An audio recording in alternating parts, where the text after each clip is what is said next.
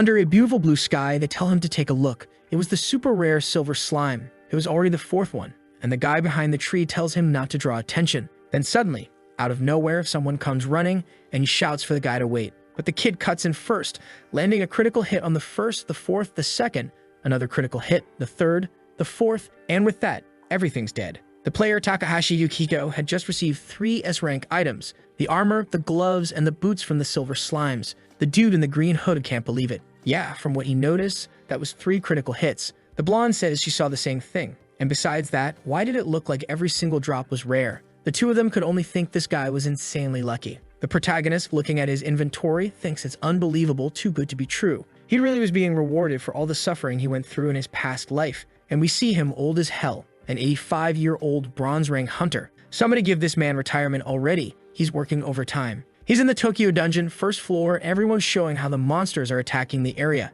People decide what to do, scared to death, saying if those high-level creatures reach this place, all the beginners are going to die. A kid grabs the old man's shoulder, telling him this isn't the time to be hunting slimes, it's time for them to leave. But the old man just gives him a slap and walks off, ignoring everyone without saying a word. Obviously, the others decide to run. He's basically at death's door, which is true, so whatever. But then, foul play in the game. Someone shoulder checks the old guy and he falls awkwardly. The poor man gripping his sword says that decades have passed since the appearance of adventurers. By now, everyone was familiar with status windows, leveling up and killing monsters. The system is simple. You kill monsters, you level up, and along with that, your stats increase too. The guy complains that this time he only gained 5 strength. Others get magic, like that girl over there using a healing spell on Lightbulb Head. That was just a normal player. But our guy is the only level 98 with stats lower than 5. He says he worked his whole life, killed every slime possible. He swore he'd never give up. He just kept hunting, until he reached 98, killing nothing but slimes, nothing else.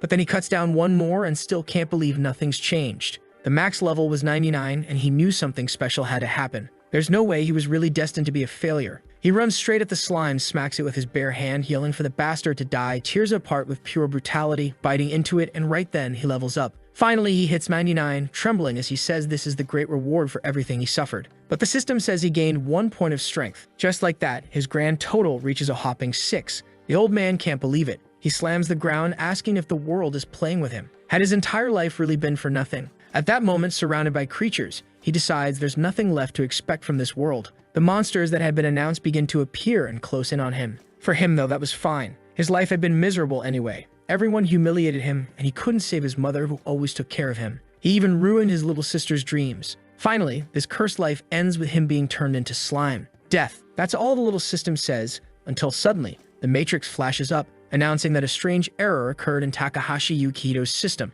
To fix it, the only option was to roll back his life. As an apology from the system, he receives a secret parameter with 9999 points. His life ends, and he opens his eyes to someone congratulating him. From this moment on, he was an adventurer. The protagonist stands there, still not really understanding, glancing around. She asks if something's wrong. He says no, heads toward the pillar, and remembers this was the day he registered for the first time at the Adventurers Guild, March 15th. He also remembers a strange message about some kind of bonus he hadn't understood. He opens his status, and unfortunately, it looks the same as always. At least he already had those 6 points of strength, right? The ones that took him 85 years to get. But then he notices something weird in the bottom right corner of the screen, scrolls down, and asks himself, what the hell is this? The guy had 9,999 luck. He tries to calm himself down before freaking out, wondering if luck was even a real attribute in his past life. For him, it always felt like some secret thing nobody could even see. And still, it seemed insane that he had so much of it. So yeah, the man who spent 70 years hunting slimes in pure suffering now had unbelievable luck.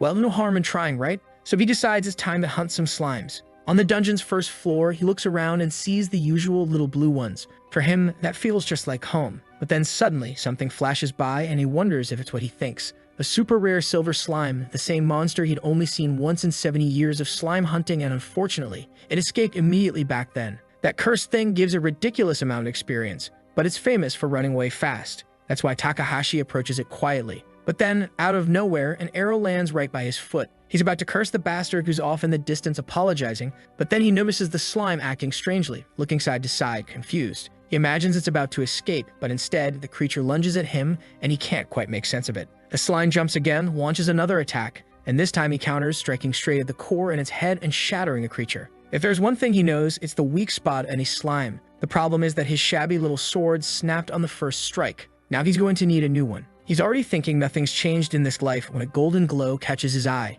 He turns, stunned. The damn thing had dropped an S-rank weapon. And now that we know he's this lucky, I really want to know, does that luck carry over with the ladies too? He's excited, saying it's a good start, even though that sword had a high chance of raw attack since it came from a monster that's pretty evasive. He's eager to begin hunting, and that's when he spots 4 silver slimes in front of him. He wonders if he's dreaming, and the monsters charge at him. With no choice, he decides he has to deal with it, slashes again, landing critical.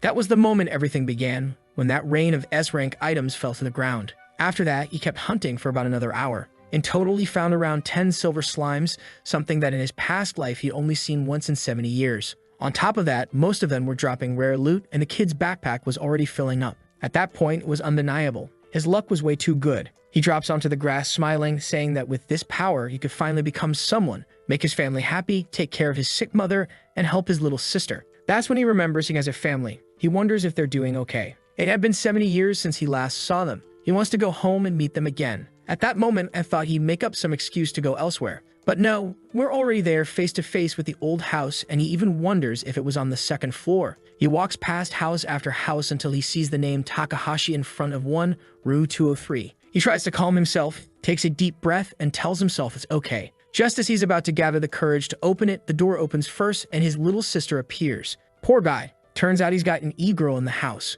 Someone cut that hair of hers before she heads down the wrong path. Still, he hugs Nozomi, who wants to know if this is some prank, if there's a camera recording why he's acting like that. Yukiko, though, just swears that in this life he won't let anyone take away what's precious to him. The big mouth already told his sister that he's got super luck, and she wants to know if that means they can save their mother. He says of course all he has to do is work a little harder, but hey, say stuff like that and the bad luck wave comes.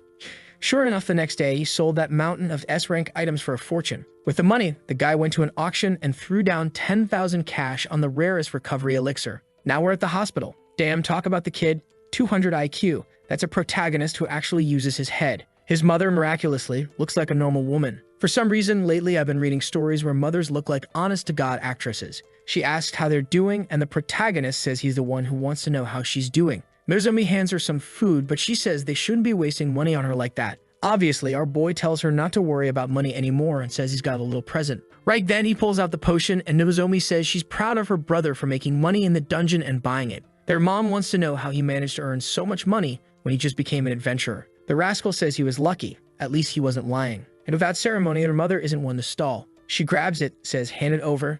Damn it. Takes a big gulp and starts glowing, throwing out an era. They ask how she's feeling, and she says she feels light and can even breathe better. He celebrates immediately, and his sister high-fives him, and then he tells her to eat the pudding already. After the elixir, her symptoms eased, the disease stopped progressing, and she started rehabilitation. With that, the story ended, folks. See you in the next video. Just kidding. We're heading back home. But what more could this kid even want? He already did everything he dreamed of, damn kid. Being the Chad he is, as soon as his mom recovered, he put her back into her natural habitat. His sister is all happy, but he says it still isn't enough. That potion had only been a temporary measure. It couldn't cure the disease 100%. She wants to know what they're going to do, and he answers that they need an L-rank potion. Man, he's never even seen one. Doesn't L sound like some loser rank? The item's name is Elixir. Real creative, and his sister says she's heard about something like that on TV. Apparently only the top adventurers in the world ever managed to get their hands on one. The worst part is that it's a rare item that only shows up on floors below 50, meaning the stronger you get, the harder it is to find. Unless, of course, you've got 999 luck. And the other problem is that the item's non-tradable. You can't sell it to anyone. His sister realizes that means they'll have to get it themselves, and he says that's exactly it. Now Nozomi wants to know if he can even make it to those higher floors. He says normally it should be impossible. His death would be like a dog getting run over in the street. She flinches, but he explains that normally that's how it would go. After all, the potion he gave their mom wasn't just luck. He also had the knowledge from his past life. He knows where elixirs spawn because even though he couldn't climb higher, he always studied every floor. That cursed translator tricked me. Turns out the elixir only drops from monsters above floor 50. The exception is the floor 20 boss, the ancient golem. Obviously, the tough part about that monster is not only that it's hard to kill, but it's also hard to even find. On top of that, it's rare for it to drop the item, which is why almost nobody knows about it. In his past life, it only happened once. But judging by how things are going now, it shouldn't be impossible for him. Nozomi says he's got that guilty face like he's planning something shady and tells him to drink some water, saying she knows he can do whatever he sets his mind to. The protagonist explains that there's a chance, but first he has to prepare a few things, because there's always a more efficient way to solve problems. The first thing he needs, obviously, is high-quality equipment.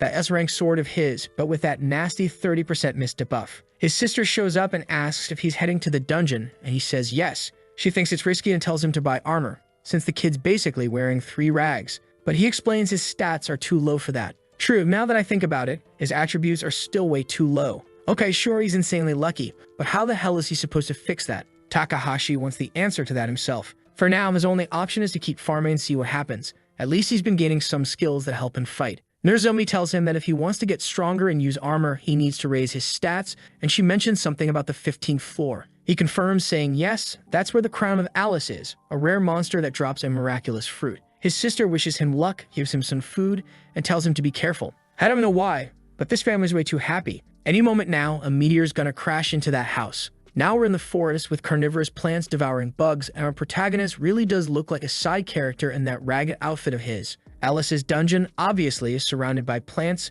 and the biggest problem is that it's extremely easy to get lost there. The good part is, since it's one of the early floors, plenty of adventurers have passed through, and there's even a perfectly detailed map of everything. He walks for a while and reaches a spot that should, in theory, be the nest. The trees look normal standing still, but if you throw a rock at one, in theory, it moves. Right then, the creature rises to attack him, but he was already expecting it, saying his strike hit dead on, landing yet another critical. As long as you know where the surprise attacks come from, this place isn't that hard. Obviously, after killing one, the bastard immediately gets a rare drop. He eats it, saying it tastes kind of like an apple, but that detail doesn't matter at all. What he was interested in was that right there. He had gained another point in strength. Those fruits were extremely rare, so normally it wasn't a viable strategy to farm them just to raise your attributes. Unless, of course, you were some bastard with 999 luck who could spend all day in the dungeon dropping and eating. And sure enough, the kid had already gained 27 more strength, plus 13 and 14 and everything else. Guess I take back what I said. Problem solved for him. He decides it's time to head back for today when something suddenly brushes past his back. He turns around startled and someone warns him that this isn't a good place to hunt. 2 guys with the most honest-looking faces in the world ask who he is, but Yukihito immediately realizes these bastards aren't adventurers at all. They're trackers. One of them, biting at his ankle, mocks that the spoiled brat with his expensive gear is done for. The other tells him to drop everything and get out if he wants to live. But then, out of nowhere, one of them is face down in the dirt. What just happened? The protagonist is thrilled because something activated correctly. The guy had used a technique called Bee Sting, something you only learn at level 25, so yeah, he was way above Yukihito. In theory, Bee Sting is an unavoidable strike, which is why it deals 30% less damage. But the protagonist had the Slime's Tear equipped, an item with a 1 in 3 chance to cut incoming damage in half. Since the strike already hit weak and then got halved, it basically did nothing. If it weren't for his luck, he'd have a hole in his stomach. But luck is the one thing he's got in spades. Now the short guy, barely a meter tall and fuming with rage, wants to know how Yamada got dropped by a single hit, and Yukihito tells him to surrender. Maybe he'll forgive him. But the guy shouts not to underestimate him, claiming he's deadly at long range. Yukihito agrees, saying fine then, since he can't fight at long range, let's make it even. He opens the system, pulls out his staff, and declares they'll fight fair. The whole area is filled with plants, and the big-headed guy is confused, wondering what kind of weapon that is. The protagonist explains it's the Staff of Nonsense, something he looted off one of those creatures. The guy instantly feels like he's already won. The Staff of Nonsense was rare, sure, but completely useless. It triggered random spells, most of them garbage. 40% chance to fail, 30% to cast a beginner spell, 20% to slap yourself with a debuff, and only 9% to pull off something decent. All in all, irrelevant. Now he just had to wait to claim victory. He starts preparing a fireball, confident that with his magic gear and 50 power, the fight's already over. And damn, look at that thing. The fireball's huge, bigger than him. He hurls it straight at the protagonist, who's just standing there yawning, saying, finally, you're done. Then Yukihito points his staff at the ground and boom, the end of the dinosaurs drops right on top of him. The protagonist just raises his arm, staff pointed to the sky, and suddenly his ball is way bigger than the other guy's. It crashes down and crushes him. The man can't take the hit, drops to his knees and tries to crawl away, stammering about how Yukihito managed to summon a meteor. But it's over. Another hit slams into his back, burning him completely, though in truth, he had already pissed himself before the explosion. The blast leaves a crater across the whole forest, and the poor guy's left in a state no one should have to see. The downside is he pushed the Staff of Nonsense so far it's shattered. Yukihito sighs, apologizing to both the guy's soul and his chubby friend, saying unfortunately his luck was just too much. But then he pauses, remembering these guys were criminals. He couldn't just leave them lying there. So he grabs some branches, ties the bastards up, and drags them through the forest. The madmen delivered them straight to the police. It's true he was already heading out, right? He even managed to squeeze in an extra quest. The next day, he shows up at the guild saying he's looking for a mission, but the receptionist immediately tells him the police had already reported everything and congratulates him for taking down the bandits. As a reward, she rings a little bell, congratulates him again, and says he's now been promoted to silver rank. Yukihito is completely confused. How? How did all this happen? He hadn't done anything special besides clearing a single dungeon. In this world, reaching silver rank is no easy feat. It takes countless dungeons and years upon years of effort. You have to kill hordes of monsters and gather all sorts of items to contribute, only then are you allowed to advance. The receptionist explains that this is a special reward for capturing 2 members of the Red Arm. He knows exactly who they are, one of those crawler organizations that plague countless dungeons, and she tells him that because of this incredible contribution, he's earned the equivalent amount needed to advance to silver. The protagonist realizes that meeting those 2 guys and choosing to turn them over to the police instead of leaving their corpses behind had been worth it. It was almost as if he had made the best possible decisions. He takes the badge, and the woman says she's looking forward to his future achievements. This was perfect for him because now that he was silver rank, he could go as far as the 30th floor. And considering that the creature carrying the elixir he wanted was on the 20th floor, he finally had what he needed. Immediately, that's exactly what he requests. The woman, however, asks him to take it slow. He had just advanced to silver. Wasn't it too soon to go for the harder levels? He thanks her for the concern, but of course he's going to do it. He's thrilled, having ranked up much sooner than expected. Maybe it was another influence of his luck. As he's leaving the association, an old man stops him, asking for a moment of his time. Yukihito asks what it is, and the man wants to know if he was the one who defeated the gangsters. Seeing the 2 idiots posted on the wall, the protagonist admits it. Yeah, those bastards tried to launch a sneak attack on him. Suddenly, the old man starts trembling, shining with tears in his eyes, and thanks the boy with all his heart. He pulls one of the posters down and says those scum had murdered his son. Not even the police had been able to find or stop them, but finally, they had been avenged. Yukihito says he didn't do anything special, he was just doing his job as an adventurer. But the old man breaks down crying, saying that now he can finally attend his son's funeral and tell him he was avenged. With that, the man walks away, while Yukihito realizes this is the first time since his previous life that anyone has ever thanked him for something he did in a dungeon. It was truly a different feeling. Just as his life was finally starting to improve, he remembered something painfully obvious. He had died an old man because the swarm of creatures that invaded Earth had been far stronger than most hunters. He wonders if there's anything he could do, but quickly comes back to reality. He had only just begun farming and growing stronger. There was nothing he could do about that yet. So he slaps himself back to focus. First and foremost, he had to make sure his mother stayed healthy. That was the priority. The scene shifts to a cave, tools scattered over a stone table, and a bald man slamming his fist, cursing. He can't believe those bastards had actually died. Now that other person wouldn't learn her lesson. On top of that, he wouldn't be able to pay the fee to his big brother. He grabs a dagger, glances at a newspaper, and vows that the bastard who ruined his plans would not get away unpunished. But then he suddenly calms down. He needed to be cautious. This guy had taken down 2 high-level fighters alone. At the very least, that meant he was strong. So he'd have to create the perfect plan first. And now the boy was out of luck, because his plans never fail. The next day, Yukihito is already inside the 15th floor, the solitary mountain. A place with narrow passages and dangerous terrain where many people ended up falling and struggling to finish because of it. On top of that, since it's so hard to navigate, it's a spot famous for bandits. But with the luck he has, he knows he won't fall. He digs his sword into the wall, jumps, launches himself upward, and reaches the top of the mountain, only for an eagle to swoop at him. The plan is to keep leveling up until he's strong enough to challenge the 20th floor. He kills some armadillos, focusing on numbers, wipes out a few Pokemon-looking beasts, slays some bears, and of course he's always gathering piles of items. Meanwhile, the guy who wants him dead is watching from the shadows. The bastard can't believe it. Using nothing but a slime sword with no armor, Yukihito is soloing everything. Without a doubt, this has to be him. But he never expected the kid to show up right in his territory. He needs to calm down. No point attacking now. All he has to do is wait for the kid to let his guard down. Later at night, a protagonist lights a campfire, and the stalker realizes the brat plans to stay in this dungeon for a while.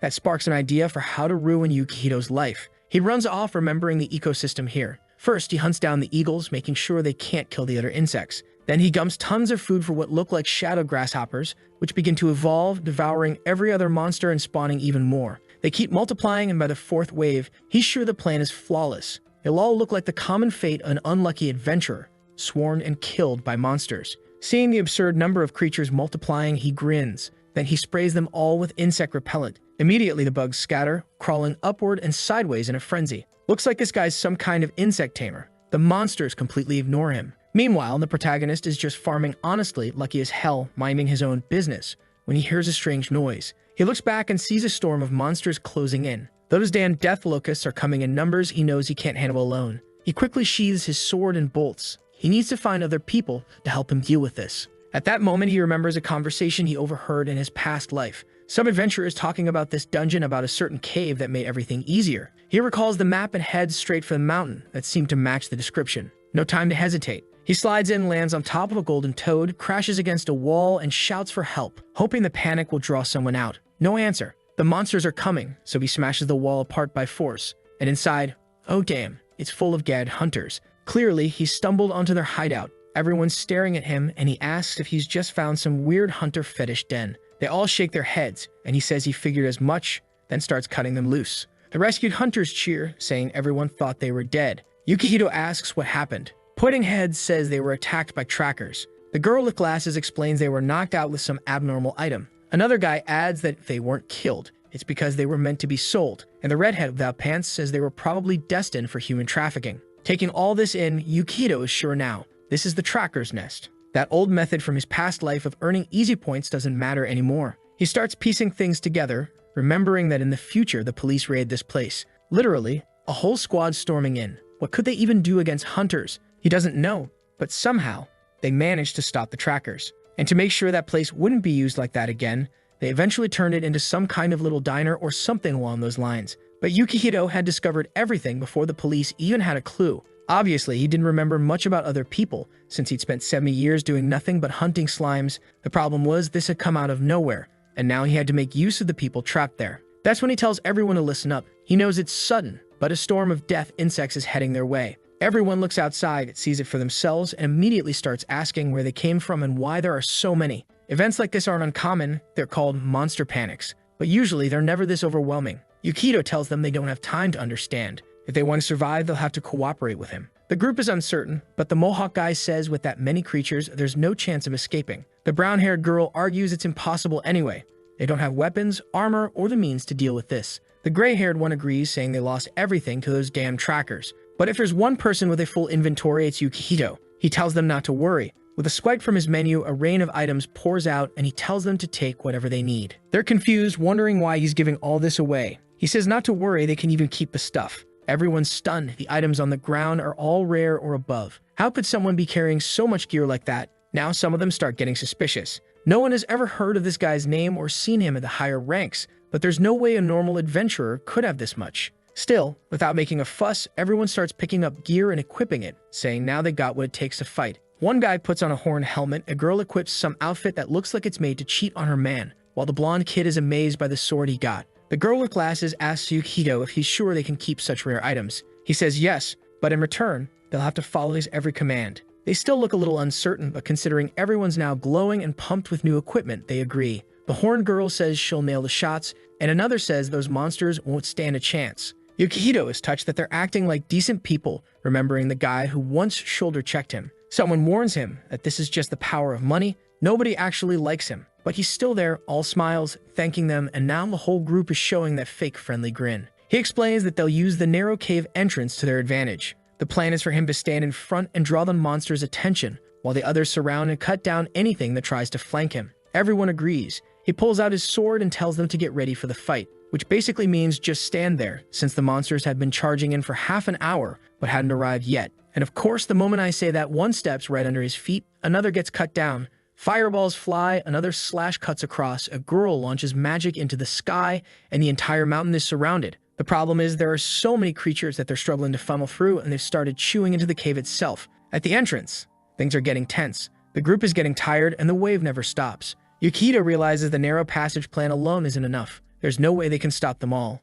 And right then, the ceiling begins to shake. He tells everyone to hold their ground, not to break formation, but then the ceiling cracks completely. Now there's no formation at all. Everyone runs in different directions, every man for himself. Or not. Since they're in a cave, there's not much room to escape. The protagonist notices an abandoned mine shaft nearby, unstable but still there. On the other side, he also notices some dynamite lying around. Most likely, the trackers had planned to use it to expand that area, but now he could put it to use himself. I love how humble the insects are while he goes over, picks it up, and stares at it. They just wait patiently. Then he orders everyone to grab the dynamite, and these bugs turn out to be the friendliest creatures on the planet. Oh wait, just because I said that some of them up front are already tanking hits, weren't there supposed to be some dropping from above too? Yukihito says they fought desperately against those creatures for hours, until at one point only a triangle-shaped section of the cave remained with a hole opening up behind it. The girl says their only options are to jump and die or move forward and die. Even the horned guy carrying the heaviest burden a man can bear admits he can't handle it anymore.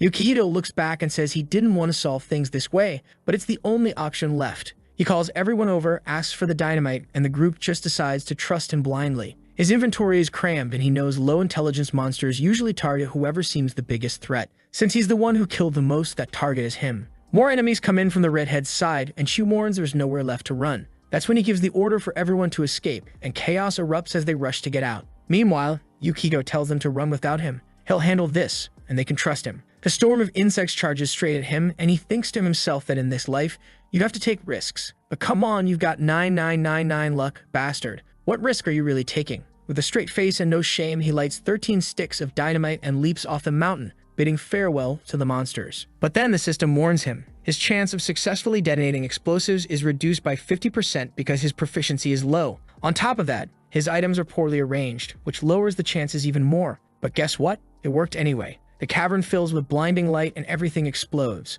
The bugs pushing through the middle keep advancing toward Yukihito, who's losing his footing among the rocks, but he manages to find a path from one stone to another midair. At the same time, he slices through the last pillars holding up the cavern, bringing it all crashing down. Even so, the leader of the swarm is still alive. The creature charges at him, but Yukihito uses the bee sting technique and lands a perfect critical. The bastard smiles while everyone else stares in disbelief, wondering if the kid really killed the beast while flying midair. The protagonist, however, is more concerned with clinging to the wall and not falling into the abyss. Damn, not even 999 luck could save him this time. Or could it? Of course it could. Someone throws down a rope and pulls him up. Seriously though, why does it take 8 people to haul up a 50-kilo kid? End result, the mountain demolished an endless pile of insect corpses. Whatever the gamble had been, Yukihito came out on top. The redhead is overjoyed. Her friend says it's unbelievable they made it out without a single casualty. Even the NPCs drawn like MS Paint doodles are celebrating as the system announces he's exterminated a ridiculous number of insects. He receives the title Exterminator, which boosts his damage against any insect by 20%, and he also gains 3 levels, which honestly feels like nothing. Seriously, the guy wiped out like 3,000 bugs for just 3 levels. Grinding in this world is pure hell. Meanwhile, the bald man is kicking a wall in frustration. He hasn't even faced the protagonist directly yet, and he's already lost twice. And he knows the higher-ups are going to demand a heavy price for exposing the base and losing those underlings. It's all that bastard's fault. Out of nowhere, he takes a swig of his drink, smashes the bottle against the wall, and growls that he's going to kill him now, even if it meant sacrificing his own life. Alright then, let's see what he's going to do, because our protagonist is heading into the dungeon, and all eyes are on him. Looks like the people he saved have been spreading stories, and now he's the popular one. The mountain destroyer Yukihito. Everyone knows he saved countless people, and now everybody wants to invite him into their parties. But he's pulling a Sung Jinwoo from solo leveling. He says he prefers to play solo. He can't take companions because that would only make getting the elixir harder. In battle, loot distribution is random. Back in that insect hunt, he realized that having more people on the team actually lowered the quality of what he received. Unfortunately, as amazing as his luck was, it wasn't omnipotent. So his plan is to go it alone. Next thing we see, he's at home surrounded by a banquet. Arigatou gozaimasu. His mother and sister are all smiles. That nostalgic feeling of happiness filling the room. While his sister says she knows he's heading for the 20th floor and her mother worries. Only 15% of people make it through and the death toll is high. The protagonist tells her not to worry, he's the real deal, while his mother pleads with him not to push himself too hard. He remembers her sniffing the towel and says he's more concerned about her health than anything else. His sister thanks him, his mom laughs, and they all start eating. He gulps down some water, says he's off in search of the elixir, Arigatou again, and now we're finally at the 20th floor dungeon of the pillars. Explain this, 50 frames of him eating and chatting with his sister, and then suddenly he's in the dungeon, sprinting through and slashing everything in sight. The creatures there are inorganic types. They have no mercy for adventurers. If they get the chance, they'll kill you instantly. He's running when a gargoyle swoops from the side, but he whips around and lashes out with his sword. He keeps charging deeper until he finally stands face to face with the golem.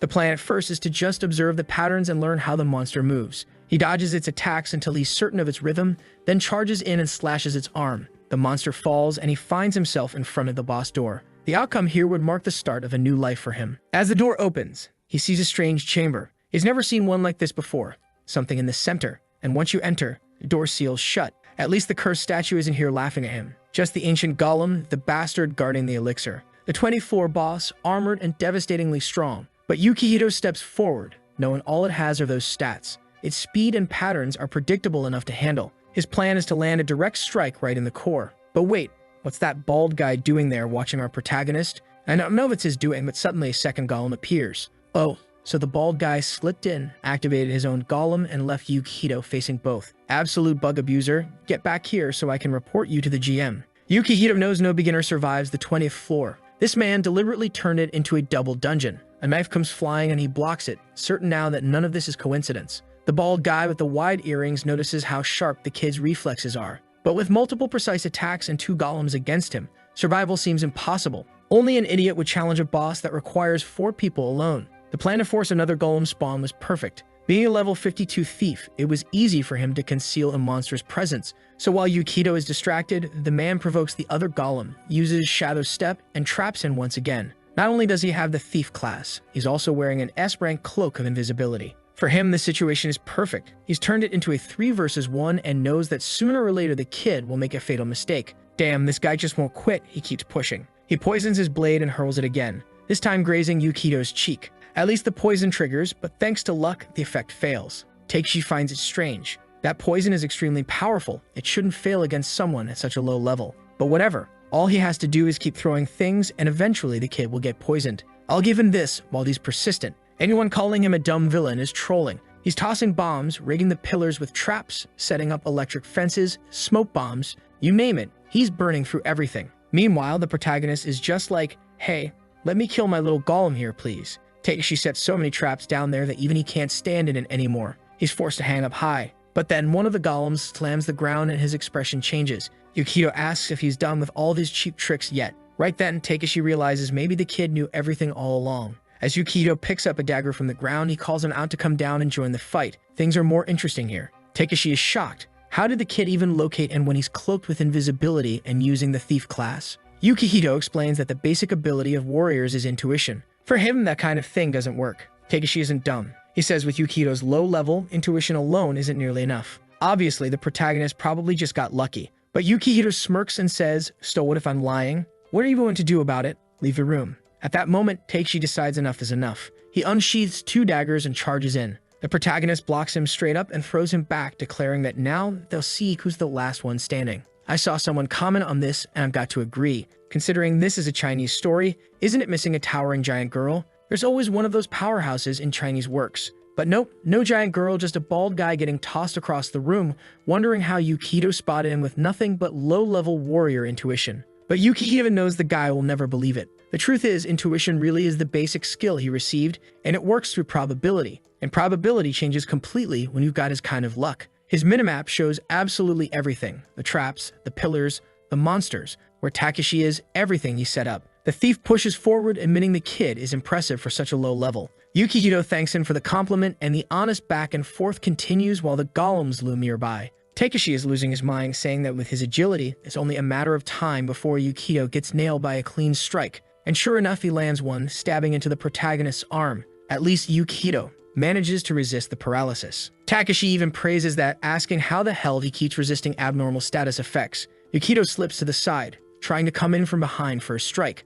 but Takeshi isn't slow. He dodges, of course. Then Yukihito activates Beast Sting, an attack with a guaranteed hit rate, but the bastard counters with Butterfly Dance, dodging everything and creating an illusion. Takeshi explains that the only way to escape a guaranteed hit is with perfect evasion. He sends 2 more strikes Yukihito's way and one connects with his leg. Takeshi grins, it's just a matter of time now before the boy collapses. And then right on cue, the golem fires a laser. But since Yukihito had just taken a hit to the leg, he stumbles into a crouch, dodging the blast by accident. Takeshi laughs, shouting that this is the 20th floor, full of surprises. He keeps dodging the boss, dodging the kid, waiting for the moment when Yukihito will eventually get exhausted. He lunges for another strike, and Yukihito blocks, trying to think of a solution. And right then, he feels a strange pain. He got distracted from the minimap and stepped right into one of the traps. Takeshi cheers. Finally, the boy fell into one. Now it's time to finish this business on the 20th floor. He unleashes his sharp scorpion strike. The protagonist tries to block, but he's thrown back, slammed into the wall. Damn, I thought this was going to be easier. The kid's really struggling.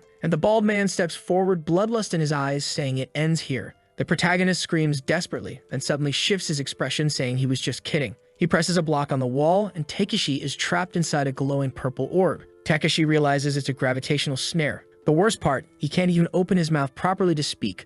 The pressure is too much. Yukihito tells him he's an idiot for charging in during a boss fight. When he turned this into a double dungeon, the way the dungeon worked had changed. He calls it shameful that a high-class thief didn't notice the traps the bosses had set. Takeshi screams that it's impossible. How could this bastard warrior notice what even he couldn't? And then the boss lands a brutal strike, knocking him straight out of the grabby field, slamming him into the wall. His body crashes down, blood pooling, and the two golems grab him together, smashing him to the ground again. I thought he'd be ripped in half, but judging by the limp body and the spreading blood, that's the end of him. He dies wondering how it's possible, while Yukihito smiles and says it's the intuition of a warrior. He adds that if the guy is still alive by the time he finishes with the boss, he'll hand him over to the police. I don't know if that's good. It makes the protagonist look like some noble guy, when I personally like the villains. But at the same time, with his ridiculous luck, he'll definitely be rewarded, so maybe it's worth it. But wait, I spoke too soon. The bald guy stands back up, laughing, telling Yukihito not to mess with him. At this point, both of them were going to die there. He straps on a vest packed with dynamite,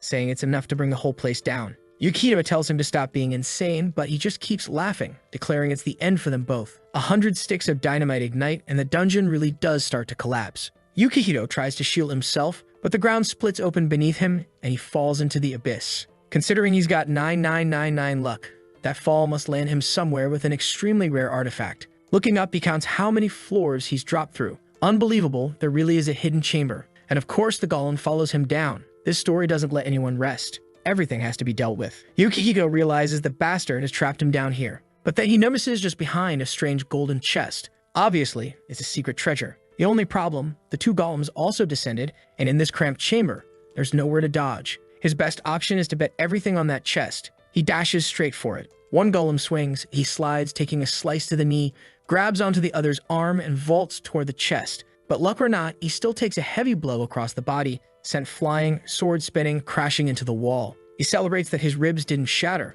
only to realize another hammer strike is already coming. He sidesteps desperately, nearly avoiding it. No, actually taking the hit. Damn, the kid's legs are turned into spaghetti bolognese. Take it easy, golem. My boy's supposed to be the lucky one. How are you supposed to survive something like this? He's pounding the ground himself, wondering what kind of hell this is. The pain is excruciating, he feels like throwing up, but he refuses to give in. The chest is right there, and bam, another crushing blow. Now he's looking way too much like some Jinwoo. Still, he thinks back to those 70 years of pure agony and tells himself that was worse. Even without legs, he drags himself toward the glow, saying he won't give up now, and opens the chest. With his luck, this bracelet had to be ridiculously overpowered. He smiles at the item just as one golem comes at him from behind while the other charges up a laser. He slips it onto his arm and says it's not over yet. The item he received was a teleport bracelet. And guess what it does? Obvious. Teleports him. But it's random, not fixed. Of course, like always, there's some activation probability nonsense. Oh no, the chance is down 35%, it's only 15%. But wait, he's got 9999 luck. Will it work? The hand connects, and of course it works. Drama for nothing. What? I thought it would send him into the afterlife or something, but no. He reappears right behind the golem, legs mangled, driving his blade straight at its weak point. But this story never lets anything be easy. The monster whirls, slamming him with a shoulder check and firing a massive laser, tearing the place apart. Even the protagonist complains, saying this fight is way too hard. Just let him win already. Still, the item is busted. He teleports again, reappearing behind the other golem, striking its weak spot. Then the green one leans back, hurling him toward the purple one, which winds up a hammer strike. Another teleport, another slash at the weak point, and again he lashes out. He's actually starting to land blows now. The monsters have absurd health, turning and trading attacks non-stop, while Yukihito keeps abusing the mechanic. Out from one, onto the other, over and over. The golems start losing their minds as cracks spread across their crystals. Slash after slash, teleport after teleport, all while he has no legs. That's what I notice. He literally can't touch the ground. He's fighting midair, refusing to quit. If they want him dead, they'll have to work harder for it. But both golems charge in from opposite sides, and Yukihito says this is how he ends things. He vanishes, forcing the green one to punch straight into the purple's core, cracking it wide open. At the same time, Yukihito appears overhead, activates Beast Sting, and lands a perfect critical strike. Actually, what's a perfect critical? Isn't a critical already perfect? That's redundant. Anyway, he draws his sword, charges the second golem, says his determination isn't over yet, and cuts deep, triggering a rainbow-colored ultimate. He starts blacking out, and the bracelet is cracking too, like some Walmart trinket begging for a recharge. But the system declares Yukihito has defeated the ancient golem and another ancient golem. Since there were two, he receives 2 elixirs. Beautiful. One for his mother and one for him, since he's legless. Without hesitation, he downs his in a single gulp. A green glow floods the chamber, his body restores completely, and he's back to 100%. The other elixir rests safely in his hand. Perfect. The system then announces that because he achieved special conditions, he's earned new titles. Survivor grants +10 endurance.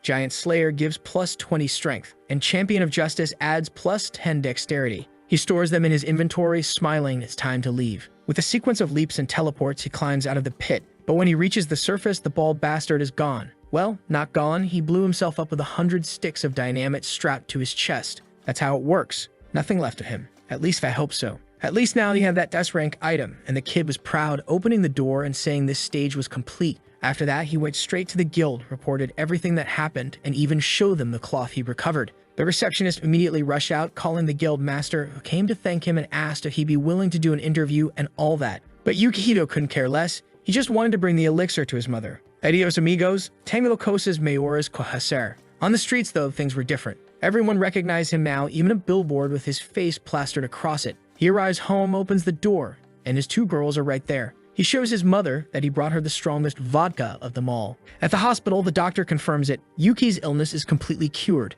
The 2 can hardly believe it, but the doctor says it's expected, considering how rare an elixir is. The whole family embraces, the mother holding Yukihito's hand and thanking him. Overcome with emotion, he thanks her for raising him, remembering when he was just a miserable old man who had to watch her die helplessly. Nozomi cuts in, telling them to stop being dramatic and head back home. This wasn't the place for that. She then warns him he should keep an eye on his surroundings. What's happening? Suddenly, everything falls into darkness. Someone is watching from the window, approaching, saying it's such a tragedy. Out of nowhere, a blonde man appears, remarking how sad it is that such an admirable family will now be drowned in sorrow. The only comfort, he says, is that they're already in the hospital. Then he speaks aloud. We tried our best, but unfortunately, we couldn't save her. That way, he says, the family will have no choice but to accept it. The cause of death would simply be listed as a heart attack. It seems this man had stopped time preparing to strike Yukihito's sister, but Yukihito intervenes. The blonde freezes, shocked as Yukihito demands to know what he thinks he's doing. The man tries to understand how is Yukihito even moving right now,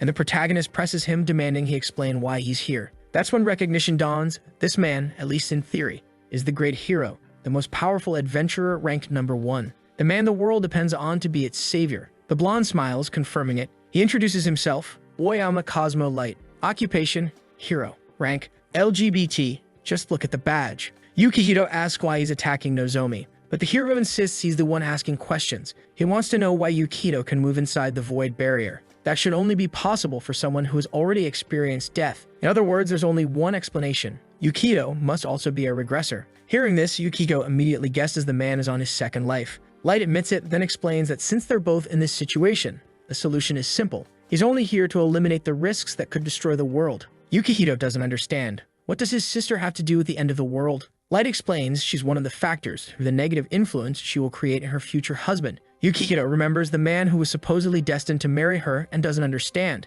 Light clarifies that this man is someone extremely important on a global scale, and the collapse of his marriage will trigger such negative consequences that he'll abandon dungeon expeditions, monsters will go unchecked, and the world will suffer. So Nozomi, indirectly, would be the reason, and that's why Light says she has to be removed. He only wants to know if Yukihito understands his explanation. But Yukihito tells him the past is not the same as the future, which makes sense. He's already changed things. He paid off their mother's debts, meaning Nozomi will never be forced into prostitution and will never meet that man. That alone means the future has shifted, so there's no reason for Light to kill her. Light nods, but then says that unfortunately, instead of relying on theories, it's easier to simply act now and erase the uncertainty. The protagonist says he won't let that happen, while the blonde man asks him please not to act this way. He didn't want to kill the boy. He insists he's only doing this to save people, so why won't Yukihito accept that her death would reduce casualties? Yukihito tells him to get out of there immediately, but the blonde replies that he has an idea. If Yukihito wants her to live, he'll have to defeat him in battle. The protagonist asks why, and the blonde says it's because he wants to see just how special Yukihito really is.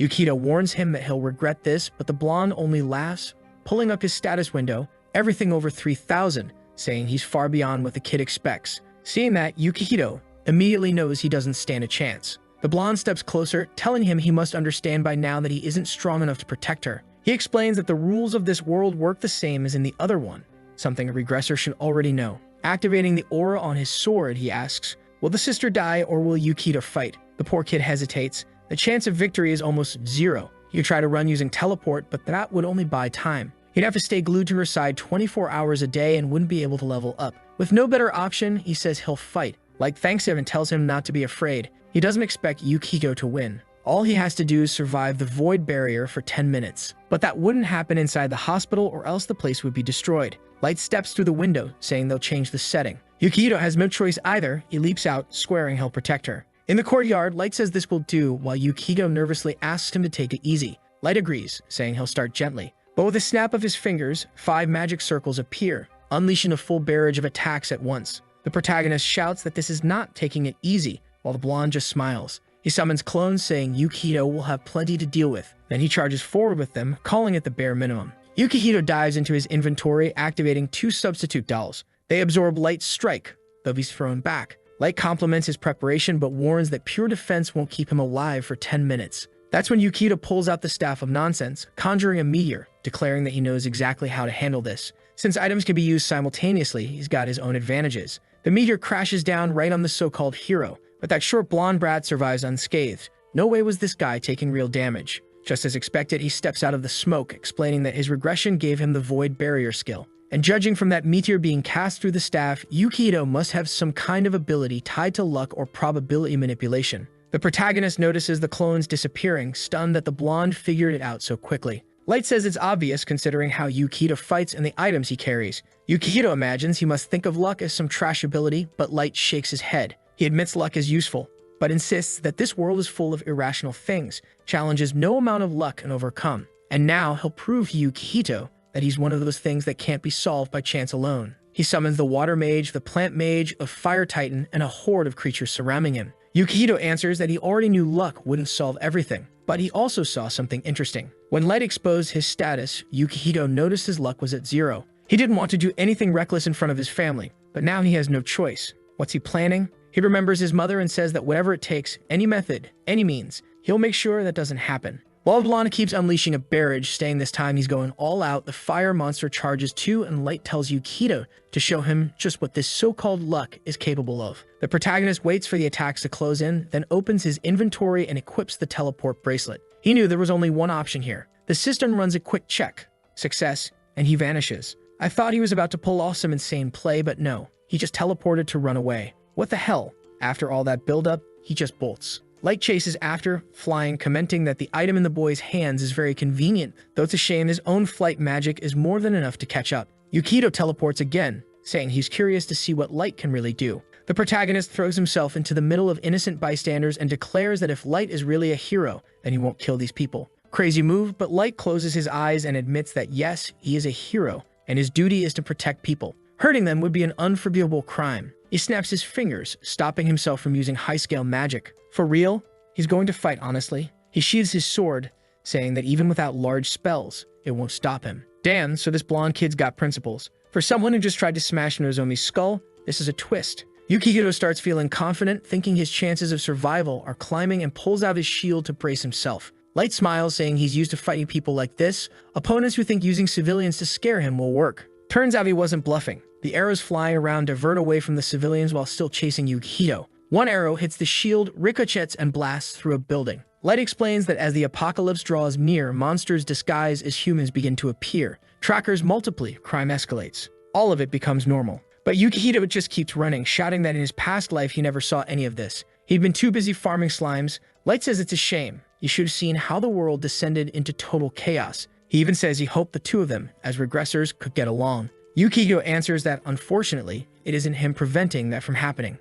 He blocks another strike, gets blasted into a wall, and slowly forces himself up, admitting it's getting tough to fight in such a tight space. Light starts to say something, but Yukihito grabs a skateboard lying nearby and bolts, pulling tricks on the way out. Light just laughs, saying it's funny he actually thinks he can escape. He conjures a wall of light across Yukihito's path, cutting him off, and the moment Yukihito stops, Light appears behind him, ready to strike. Yukihito glances to the side, spots a pillar, and mutters that the timing is perfect. He kicks it, sending it crashing down, saying now it's time for a counterattack. Light looks alarmed, not because he's about to be crushed, but because behind him sits a civilian's car. He's forced to stop the collapse. Yukihito praises him, saying he really is a kind hero. Light answers that, of course, saving people is what he does every day. That's when Yukihito says he wants to see just how much he can really protect. Sparks erupt, surging through the city grid. Water bursts from the ground. Explosions ignite. What the hell? Is the protagonist turning into a terrorist now? Light is calmer than he is. Still, he's forced to summon a dinosaur to douse the flames with water, while Yukito declares it won't be enough.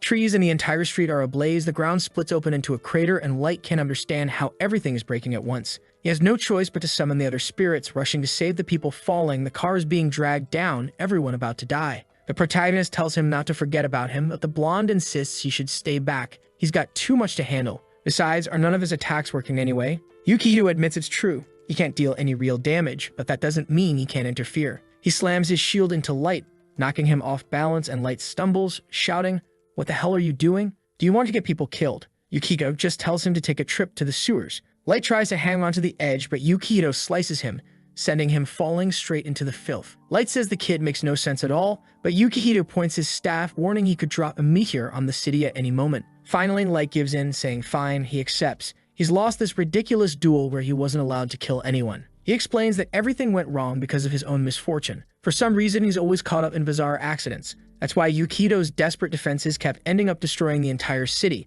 The absurd clash of Yukito's overwhelming luck with Light's endless bad luck created the catastrophe. Light admits he's impressed the kid knows the city so well. Yukito replies that he remembers exactly how everything here happened, what exploded, and why, because he lived through it when he lost his family. He doesn't care if that was enough to calm the blonde down. Sweetly, Light says yes, but adds that Yukito will have to accompany him for a while. The void barrier would disappear soon, and Light needed to fix everything, something Yukito couldn't do. He also tells him to get back to the hospital to stop the disaster of Cursorborn. Maybe that's the name of Nozomi's supposed fiancé? The protagonist is confused. Light clarifies that he's talking about the disaster that will strike the hospital. Since Yukito is a regressor, he should already know. But Yukito insists he has no idea.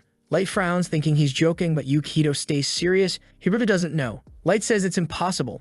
How could a regressor not know? Yukito explains he spent 70 years doing nothing but hunting slimes. Light deflates, telling him he'll have to come up with a plan. "What are you thinking of doing?" he asks. The protagonist admits he has no plan. He doesn't even know how this is supposed to work. So Light decides to explain. When the void barrier drops, Yukito needs to run straight to the hospital. Once he's there, he'll start to understand. Yukito still doesn't, but Light just tells him to follow orders and says he'll return soon. But he warns him not to do anything reckless or the consequences will be severe. Damn guy went on and on, said a bunch and explained nothing, then left. With no real choice, the protagonist uses teleport and the city resets to normal. Just then, the doctor tells Yukito's mother that she'll now live for many more years. She thanks him, standing up while Yukito stands quietly, lost in thought, trying to piece together what the blonde said, what might happen to the two of them, and what this hospital disaster could be. Just knowing danger is looming over them makes him feel sick. He decides he has to get them out as soon as possible. His mother asks if they should bring some food, but he says no. It's best they head home immediately. Once he gets back, he'll prepare something for them himself. He urges them to go quickly and be ready. They find it strange, but agree and leave. At that moment, Yukito decides to investigate and figure out what's about to happen. He heads into the bathroom, puts on the cloak he took from Takeshi, the S-rank invisibility mantle, and tells himself this must be something no one talks about, something hidden in a part of the hospital only a few can access. He opens the door to leave, and a patient nearby jumps in fright, wondering if a ghost just passed by. Inside the elevator, he keeps wondering what this Cursorborn disaster is supposed to be. Light had said everything would become clear once he saw the first signs. Now here he is, in what looks like the morgue. A threat capable of leaving a scar on history should be something on the level of a disaster-class creature. But when he checks his radar, nothing. Right ahead is the morgue door. He slowly steps inside. The smell of death lingers in the air as he approaches, trying to figure out what's about to happen. He paces back and forth, searching for clues, but finds nothing. Then, when he opens the system menu, he suddenly feels something strange. One of the corpses begins to rise. Not just one. In fact, all of them start standing up, moving toward him. At that moment, he understands why the blonde said it would be easy to figure out once it began. Seeing the zombies, the protagonist recalls that in his past life there had been some kind of necromancer or creature around this time. Since all of these things are undead, it makes sense. The first charges at him, and he swings, head sliced clean off. Another lunges, he tears it in half. A third comes from the side, he kicks it back. In his past life, these creatures have been handled through a proper ritual. But here, no one knows that yet. He'll have to improvise. At least this curse doesn't spread to humans, so he doesn't have to worry about bites. The creatures are stupid. Just toss a chair on them, and they stumble around confused, coming at him one by one. While blocking one side, he pushes forward, decapitating another, slicing through more, smashing one with a table, until most of them are down. Oh, actually he sets up a barricade, leaving a few on the other side. Then he notices something. One of the bodies has a gold necklace. That means it was once a high-rank adventurer. But as zombies, none of their abilities remain. He finishes another, but suddenly the door behind him rattles. He glances back, 2 more step through. He cuts one in the neck easily, but when he moves to strike the other, he stops. The system isn't marking her as a red enemy, so she isn't dead. The woman, looking half dead, begs him not to cut her. She isn't gone yet. Yukio is startled, asking if she's one of the workers here. Unfortunately, she can barely speak. She isn't a zombie, but she's already cursed. Without the right tools and items, she won't survive. Now he hesitates. The easiest path would be to ignore her and just clear out the zombies behind the barricade. But he isn't someone obsessed with efficiency or speedrunning through everything. So he pulls out his portal. Off he goes to a merchant, an alchemist, even to a prayer hall to grab a book. He reads up in the city and returns. The woman is still collapsed there. Looks like the teleport also freezes time, but from the purple spreading on her fingers, the curse has advanced. He takes a drop of her blood, puts it in a vial, and begins mixing all the items he gathered. According to the text, it's just a matter of combining them and beginning the ritual. Guess what happens? With his poor skill in sacred medicine, the chances of success are almost non-existent, 1% at best. And yet, of course, it works. He kneels beside the unconscious woman, places the vial at her lips, and lets the liquid flow. Careful where you repeat a line like that, it could get you locked up. But it works. She stirs and life returns. Maybe she's the first real female character in this story, aside from his mother and sister. Satisfied, he sets her gently aside, draws his sword, and turns back toward the barricade. Time to finish the zombies. But now he notices something strange. The barricade is far too quiet. No wonder this woman was still alive. When he checks, some of the zombies are merging together into blobs of black sludge. The bodies look like they're being absorbed, turning into one massive creature with countless arms and a skeletal head. The protagonist wonders if slimes weren't supposed to be the only monsters that absorb things so easily. Apparently, the curses placed on each body had all pooled into this one. This was the price he had to pay for not killing every single zombie earlier. That blonde bastard would laugh at how inefficient he'd been. But he saved that woman, so he doesn't regret it. He charges forward as the monster lashes out with its tentacles. He swings and slices off a head. Too easy, right? Of course, the thing's still alive. It strikes again, and he cuts another head. Dangerous as hell, but there's no other choice. He keeps chopping them off. 3, 4 more go down, and he thinks maybe it's handled. But the creature keeps growing, sprouting even more, glaring down at him. And not just that, it's pulling in more corpses, regenerating as it goes. Yukito can't believe this. Why is this zombie so busted? They're supposed to be brainless fodder. Worse, no matter how many heads he cuts, it's not faster than the monster regenerating. The problem is that most warrior skills are built for single-target combat, not area attacks. His only real option would be the Staff of Nonsense, but he can't just summon a meteor inside a hospital. Another idea crosses his mind. Maybe he could buy time until the blonde shows up, but that hope vanishes when he sees the creature sucking in more bodies, growing even larger. The monster doesn't give him a second to think. More tentacles slam down, forcing him to dodge while the entire room shatters around him. He knows he has to kill it quickly before it becomes unstoppable. That's when reality hits him. He just got promoted to silver rank. He's nowhere near strong enough to finish something like this in a single strike. Scrambling for solutions, he remembers the medical supplies piled in the corner. Blocking another attack, he racks his brain for any recipe, spell, or trick that might help. Suddenly, an idea sparks. He could craft something. He rips the legs off the stretchers, shaping them like pipes. The monster smashes down again, and he mutters about how damn impatient it is. He tosses another stretcher into his inventory, grabs a piece of metal, and readies his shield as the thing lunges. Dodging to the side, he pulls out the book from earlier, flipping through until he finds a recipe for black powder. The problem, he needs potassium nitrate, sulfur, and charcoal. Where the hell was he going to find those? The easy solution would be teleporting, but he's already running on empty and needs to recharge. So he decides to improvise here. In the corner he spots wood. He can turn it into charcoal by burning it. He throws it into the alchemy pot. Success, though the system warns of extremely low probability. Next problem, sulfur and potassium nitrate. He pulls something from his inventory and hurls it at the monster to buy time, then grabs his phone to search information from his old world. Turns out sulfur can be sourced from incense, and in a morgue, incense is used everywhere to mask the stench. Sure enough, he spots one, but it's already burned out. He checks the collapsed woman, rummages around, and finds a few matches, lights them, scrapes off the residue, tosses it into the alchemy pot. Sulfur acquired. And not just sulfur. The system confirms potassium nitrate as well. With that, black powder is crafted. Now he just needs ammunition. The kid's really trying to build a weapon in the middle of a cursed hospital fight. What the hell is happening? I don't know what this guy is thinking, but he's grinning over the book, excited, while the monster lashes its tongue and charges at him. Of course, now that he's finished the recipe, the beast rushes in. At that moment, he uses a sheet of paper to complete the alchemy of an item never before seen in that world. The chances of success were low. The higher his luck, the better the result would be. And with that, a double-barreled shotgun is created. The protagonist immediately pulls out not one but two, saying these are perfect for a like on this video that helps Mamoru make more juicy content for his viewers. Activate the cheeky little bell, and I'm out.